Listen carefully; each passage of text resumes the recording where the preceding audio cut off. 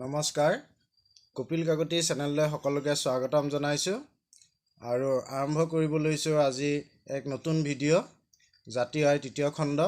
ইয়াত আমি আলোচনা কৰিম জাতি আয় নিৰ্ণয় কৰা তিনিটা পদ্ধতিৰ প্ৰথমটো পদ্ধতি অৰ্থাৎ উৎপাদন পদ্ধতি। আশা কৰিছোঁ সকলোৱে ভিডিঅ'টোৰ শেষলৈকে চাই আৰু কিছু নহয় কিছু লাভান্বিত হয়। এজন ব্যক্তিৰ ইনকাম কিদৰে নিৰ্ণয় কৰা হয় তাক যিদৰে আমি জানিবলৈ ইচ্ছুক হৈ থাকোঁ, ঠিক তেনেদৰে এখন দেশৰ আয়টো কিদৰে নিৰূপণ কৰা হয় তাক জানিবলৈ আমি নিশ্চয়কৈ ইচ্ছুক হৈ থাকোঁ। এই জাতীয় আয় নিৰ্ণয় কৰাৰ তিনিটা পদ্ধতি আছে। এটা হৈছে উৎপাদন পদ্ধতি, এটা হৈছে আয় পদ্ধতি আৰু এটা হৈছে ব্যয় পদ্ধতি। এখন দেশৰ উৎপাদন, আয় আৰু ব্যয় সমান বুলিয়েই ক'ব পাৰি। কাৰণ কিয় উৎপাদন হোৱা বস্তুবিলাক বা উৎপাদিত হোৱা যিবোৰ বস্তু সেইবোৰ যেতিয়া বজাৰলৈ গৈ বিক্ৰী কৰা হয় তাৰ বিনিময়ত আমি ইনকাম পাওঁ বা আয় পাওঁ। গতিকে মুঠ উৎপাদন আৰু মুঠ আয় এখন দেশৰ সমানেই থাকে। ঠিক তেনেদৰে মানুহৰ যিটো ইনকাম হয় সেইটো অন্য মানুহৰ কাৰণে সেইটো খৰচ বুলি ক'ব পাৰি। উদাহৰণস্বৰূপে এনেকৈ ক'ব পাৰি যে এজন মানুহক যদি আমি তেখেতৰ ইনকাম সোধোঁ আৰু তেখেতে যদি ক'বলৈ মন নকৰে, তেন্তে আমি সেই মানুহজনক যোনে পইচা দিছিলে সেই মানুহজনক আমি সুধিব পাৰোঁ যে আপোনাৰ খৰচ কিমান হ'ল। তেতিয়াও আমি উত্তৰটো একেটাই পাম। গতিকে এজন মানুহৰ আয় অন্য এজন মানুহৰ ব্যয় সমানেই হয়। ঠিক তেনেদৰে ব্যয় আৰু উৎপাদনো সমানেই হয়গৈ। কাৰণ এখন অৰ্থনীতিত যি পৰিমাণৰ ব্যয় হয় সেই ব্যয়খিনি প্ৰত্যক্ষ বা পৰোক্ষভাৱে বিভিন্ন ব্যক্তিৰ চাহিদা সৃষ্টিত সহায় কৰে। এই চাহিদাই পৰৱৰ্তী পৰ্যায়ত উৎপাদন হোৱাত যথেষ্ট অৰিহণা যোগায় আৰু সেইকাৰণে ব্যয় যিমান হয় উৎপাদনো সেই অনুপাতে পৰৱৰ্তী পৰ্যায়ত হয়। গতিকে আমি ব্যয় আৰু উৎপাদন সমান হৈছে বুলি ক'ব পাৰোঁ। এতিয়া আহোঁ আমি উৎপাদন পদ্ধতিলৈ। উৎপাদন পদ্ধতি যেতিয়া আলোচনা কৰিবলৈ যাম জাতীয় আয় নিৰ্ণয় কৰিবলৈ, তেতিয়া আমি মূলতঃ দুটা এপ্ৰ'চ বা দুটা নিয়ম বা দুটা উপায় আমি অৱলম্বন কৰিব পাৰোঁ। এটা হৈছে ফাইনেল গুডছ এপ্ৰ'চ আৰু এটা হৈছে ভেলু এডেড এপ্ৰ'চ।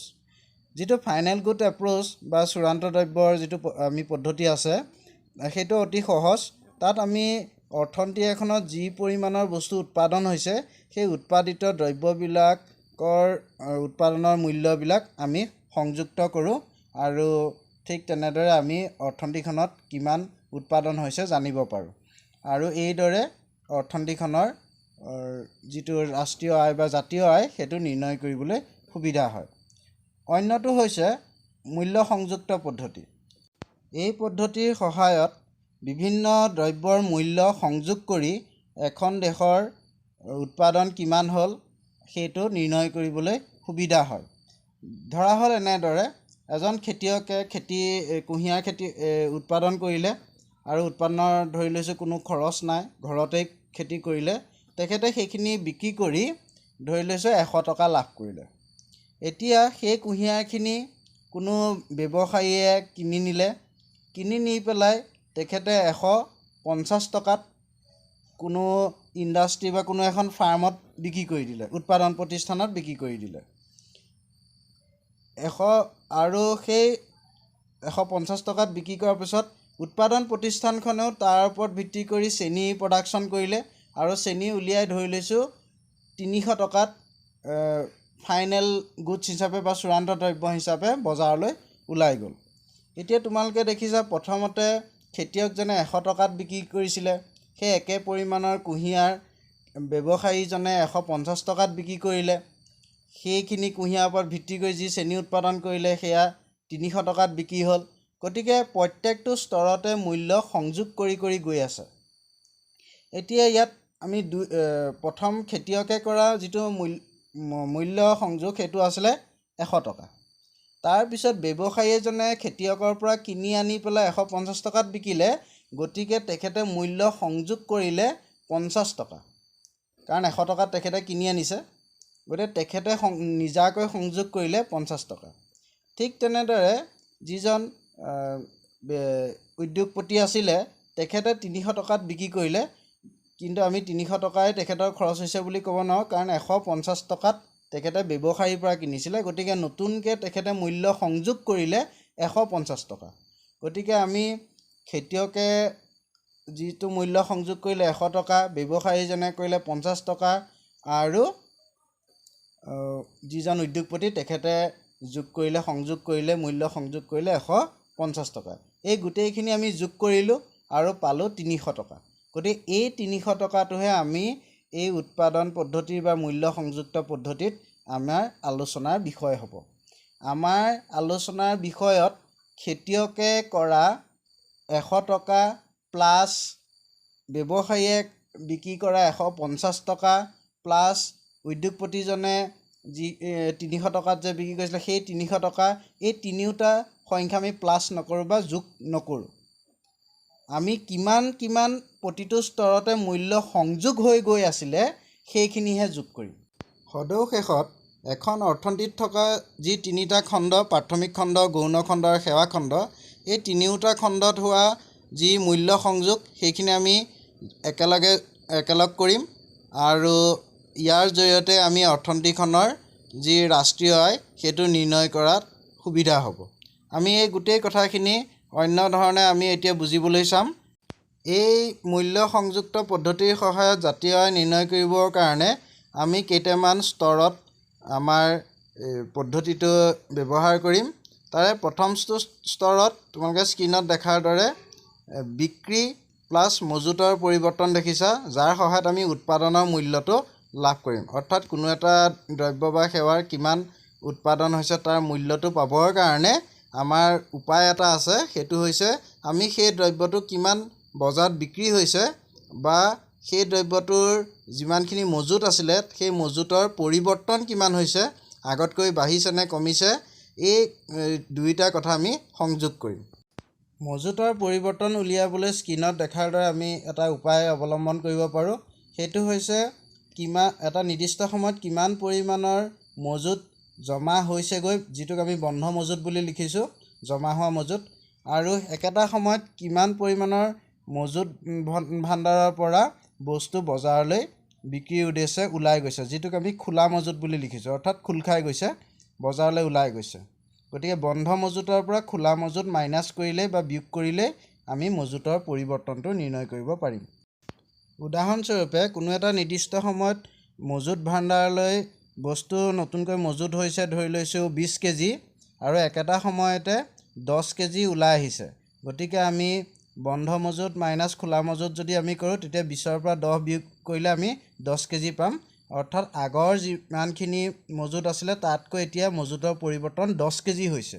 এতিয়া আমাৰ যিটো আমি পদ্ধতি ব্যৱহাৰ কৰিছোঁ মূল্য সংযুক্ত পদ্ধতিত, তাত আমি সেই 10 কেজি কথাটো আমি উল্লেখ কৰিব লাগিব। কেতিয়াবা হয়তো এই সংখ্যাটো মাইনাছতো হ'ব পাৰে। এনেকুৱা কাৰণে হ'ব পাৰে, ধৰি লৈছোঁ বন্ধ মজুত বা নতুনকৈ মজুত ভাণ্ডাৰলৈ জমা হৈছে ধৰি লৈছোঁ 20 কেজি আৰু একেটা সময়তে 30 কেজি মজুত ভাণ্ডাৰৰ পৰা ওলাই গৈছে। গতিকে 20ৰ পৰা 30 যদি বিয়োগ কৰোঁ তেন্তে আমি -10 পাম। অৰ্থাৎ মজুতৰ যিটো পৰিৱৰ্তন সেইটো -10 হিচাপে আমি লাভ কৰিম। গতিকে মজুতৰ পৰিৱৰ্তন প্লাছতো থাকিব পাৰে, মাইনাছতো থাকিব পাৰে। এতিয়া হোৱা আমি দ্বিতীয়টো স্তৰলৈ। দ্বিতীয়টো স্তৰত আমি দেখিছোঁ যে মূল্য সংযোগ লাভ কৰিবলৈ হ'লে যিটো আমি প্ৰথম স্তৰত পোৱা উৎপাদনৰ মূল্য, সেই উৎপাদনৰ মূল্যৰ পৰা মধ্যৱৰ্তী দ্ৰব্যৰ যিটো ক্ৰয় সেইটো মাইনাছ কৰিব লাগিব, বিয়োগ কৰিব লাগিব। এই কাৰণতে আমি এটা কথা জানিব লাগিব যে মধ্যৱৰ্তী দ্ৰব্য মানে কি। যেতিয়া এটা উৎপাদন কাৰ্য চলাই যোৱা হয় বা উৎপাদন কাৰ্য কৰা হয়, তেতিয়া সেই উৎপাদন কাৰ্য কৰিবৰ বাবে আমি তাৰ আগতে কিছুমান দ্ৰব্য উৎপাদন কৰা উৎপাদকজনে কিনিবলগীয়া হয়। যেনে চেনি এখন উৎপাদন প্ৰতিষ্ঠানত কুঁহিয়াৰডালেই কিনিলে কেঁচা সামগ্ৰী হিচাপে, যন্ত্ৰপাতিয়ে কিনিলে। গতিকে এনেধৰণৰ কিছুমান খৰচ উৎপাদনকাৰীজনে আগতেই কৰিব লাগে। এই দ্ৰব্যসমূহৰ ওপৰত হোৱা খৰচেই হৈছে মধ্যৱৰ্তী দ্ৰব্যৰ খৰচ বা মধ্যৱৰ্তী দ্ৰব্যৰ ওপৰত হোৱা ক্ৰয়। গতিকে এই ক্ৰয়খিনি আমি মূল্য সংযোগ পাবৰ বাবে উৎপাদন মূল্যৰ পৰা মাইনাছ কৰিবই লাগিব। এইকাৰণে মাইনাছ কৰিব লাগিব, যদি এইখিনি আমি মাইনাছ নকৰোঁ তেন্তে আমি দ্বৈত গণনাৰ সমস্যাৰ সন্মুখীন হ'ব লাগিব। মানে দুবাৰ গণনা কৰাৰ সমস্যা হৈ যাব, একেটা দ্ৰব্যকে দুবাৰ গণনা। কাৰণ ইতিমধ্যে কুঁহিয়াৰৰ যিটো উৎপাদনৰ মূল্য সেইটো আমি খেতিয়কজনৰ পৰা লাভ কৰিলোৱেই। গতিকে সেই কুঁহিয়াৰৰ মূল্য যদি আমি চেনি উৎপাদন প্ৰতিষ্ঠানত যিজন উৎপাদনকাৰী তেখেতৰ উৎপাদিত মূল্যৰ লগত সংযোগ কৰি পেলাওঁ তেন্তে আমি কুঁহিয়াৰৰ হিচাপটো দুবাৰ গণনা কৰাৰ নিচিনা হ'ব। এবাৰ খেতিয়কজনৰ যিটো উৎপাদিত মূল্য তাতো আমি যোগ কৰিলোঁ, আকৌ যেতিয়া চেনী উৎপাদনকাৰী প্ৰতিষ্ঠানজনৰ চেনী উৎপাদনৰ মূল্য যিটো আমি হিচাপ কৰিছিলোঁ তাতো যদি আমি কুঁহিয়াৰ মূল্যটো যোগ কৰি দিওঁ তেন্তে কুঁহিয়াৰৰ মূল্য দুবাৰ গণনা হ'ব।